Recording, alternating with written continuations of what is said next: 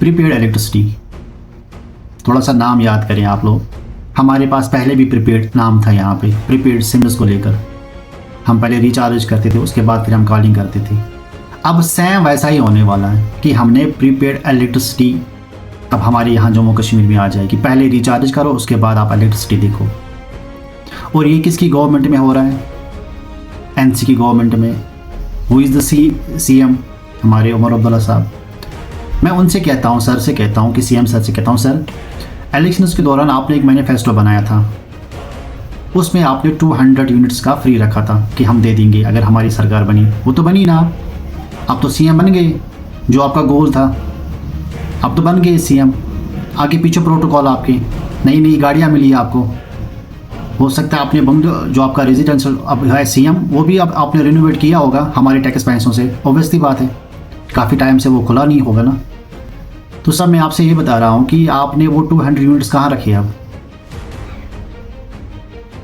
आप हर एक जगह घूमें, आपके एमएलएज घूमें इसी मैनिफेस्टो को लेकर, हम आपको ये चीज़ें दे देंगे, एम्प्लॉयमेंट वो जॉब जनरेट करेंगे, हम जो है बेरोज़गारी ख़त्म करेंगे, हम जो है फ्री इलेक्ट्रिसिटी आपको दे देंगे, गैस सिलेंडर्स हम आपको इतना देंगे, सब बहुत कुछ आप लोगों ने बोला। फिर क्या वो झूठ था?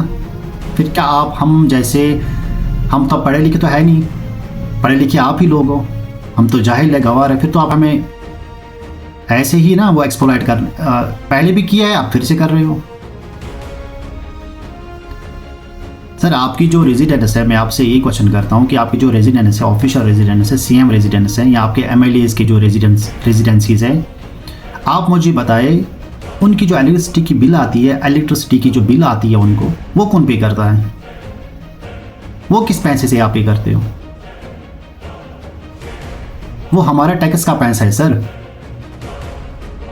वो हमारी टैक्स का पैसा है, जिस पे आप ना वो आपको वीआईपी प्रोटोकॉल मिलता है, वो कोई अपनी जेब से नहीं देता है, वो हमारे टैक्स का पैसा है। हमने आपको सीएम बनाया है सर, इसलिए नहीं बनाया सीएम कि आप हमें उल्टा एक्सप्लॉइट करो।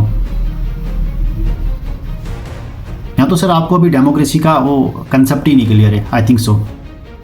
डेमोक्रेसी में राजा कौन होता है? डेमोक्रेसी में राजा वोटर होता है, वो जो इलेक्टेड रिप्रेजेंटेटिव होता है वो हमारा नौकर होता है। हम उसको बोलते हैं भाई साहब आप जाके करो हमारे लिए, सोशल वर्क से ये करके दे दो हमें, हम आपको वो कुर्सी दे रहे हैं। लेकिन अब यहाँ पे उल्टा ही है, आप सारी जितने भी इलेक्टेड रिप्रेजेंटेटिव्स होते हैं उनको लगता है कि शायद हम ही राजा है। नहीं नहीं, ये आपका कंसेप्ट क्लियर ही नहीं है। आप राजा नहीं हो, राजा वो है जिन्होंने आपको वोट दिया है, आपको वहां पे खड़ा करके रखा है कि भाई साहब आप हमारे लिए ये काम करो।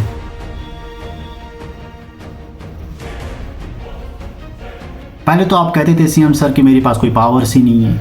अगर आपके पास पावर्स ही नहीं है तो आप हमारे टैक्स के पैसे को ज़ाया क्यों करते हो? आपके एमएलएज के पास पावर ही नहीं है तो वो क्यों हमारे पैसों को ज़ाया करते हो आप लोग? सवाल के लिए कोई यहाँ पे कोई नहीं है पूछने वाला आपका? सर जवाब देना पड़ेगा आप लोगों को। एलजी सर ने तो साफ साफ कह दिया कि मेरे पास सिर्फ पुलिस है, बाकी तो सारा जो है वो अपनी गवर्नमेंट के पास है, उमर अब्दुल्ला की सरकार के पास है, जो इलेक्टेड गवर्नमेंट है।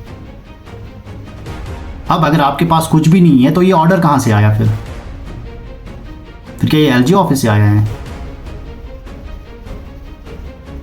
कौन सा सेक्टर सर आपने अभी तक जो है उसको आपने मॉडिफाई किया है? किस सेक्टर में आपने पॉलिसीज़ लाई है? कौन सी थिंक टैंक आपने बनाई है अपनी गवर्नमेंट में कि जिसमें पॉलिसीज़ को लेकर लोग चर्चा करते हों? Very unfortunate sir.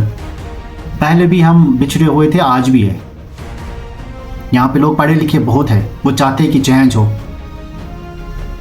लेकिन जैसे मुझे नहीं लगता चेंज होनी है, सिर्फ एक्सप्लॉयटेशन ही होनी है। मेरी रिक्वेस्ट है सर आपसे, प्लीज़ थिंक ऑन इट, फिर से इस पे सोचे। जम्मू कश्मीर की हालत अब वो नहीं है जो पहले थी। हमारा टूरिज़म सेक्टर वो ख़राब, वो भी ख़त्म। हमारा जो यहाँ से अपना ये एग्रीकल्चर वाला पार्ट वो भी ख़त्म ही है। जो भी सेक्टर हमारा यहाँ पे था जहाँ से हमें पैसा मिलता था जम्मू कश्मीर को, वो तो सारा ख़त्म है ना। तो क्या आप लोग इस पर थिंक नहीं करते हो? जो आपके एडवाइज़र्स है, जो आपके MLAs है, जो आपकी टीम है, क्या वो इस पर थिंक नहीं करती है कि क्या हम ये जो चीज़ ला रहे हैं अपने स्टेट में, अपने यूटी में, क्या वो है लाने के काबिल? हमारे लोग तो ऑलरेडी एक्सप्लॉइटेड है, अब और कितना? सर मेरी आपसे रिक्वेस्ट है कि इस पे सोचें। जब भी आप कोई पॉलिसी बनाएं, जब भी आप कोई बिल लानी होगी, पहले उस पर रिथिंक करें, एनालिसिस किया करें कि ये है या नहीं है। इससे लोगों पे कोई असर तो नहीं पड़ने वाला। मेरी आपसे रिक्वेस्ट है सर, इस पे ओवर थिंक करें और सोचें।